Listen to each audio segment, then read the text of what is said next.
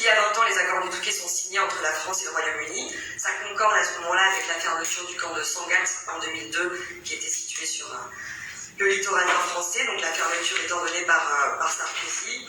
Et les accords du Touquet sont signés pour empêcher les personnes qui souhaiteraient traverser la Manche pour rejoindre le Royaume-Uni, les personnes exilées, de le faire. Donc c'est pas le premier accord, mais il constitue vraiment un tournant historique, puisque c'est cet accord-là qui va entériner la logique d'externaliser la frontière britannique sur le territoire français, avec toutes les conséquences que je vais essayer de vous développer. Concrètement, après cet accord, on a la mise en place de bureaux de contrôle juxtaposés. Donc juxtaposés pour dire qu'on juxtapose les gardes-frontières français et britanniques. On en a pas mal qui sont déployés sur le littoral français. Il y a des gardes-frontières britanniques qui sont mobilisés directement.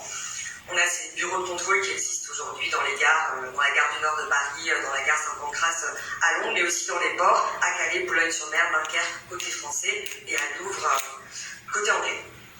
En échange de financement britannique, la France, à ce moment-là, elle s'engage à jouer le rôle de bras policier de la politique migratoire britannique et à empêcher les personnes qui essayent de quitter son territoire pour rejoindre le Royaume-Uni, sans visa et sans les documents nécessaires, de le faire.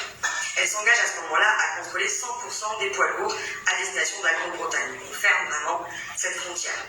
Et les personnes qui se voient refuser l'accès sur le territoire britannique, elles doivent de fait rester en France. Donc ce traité, il est complété par beaucoup d'autres accords en 2009, 2010, 2014, 2018, 2020, 2021, jusqu'à 2022, très récemment.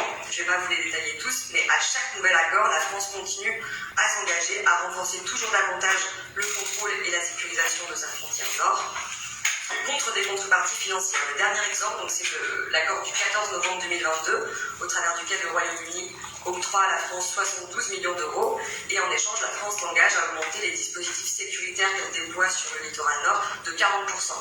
Concrètement, c'est 350 policiers et gendarmes en plus, et pas mal de dispositifs technologiques de contrôle type drone.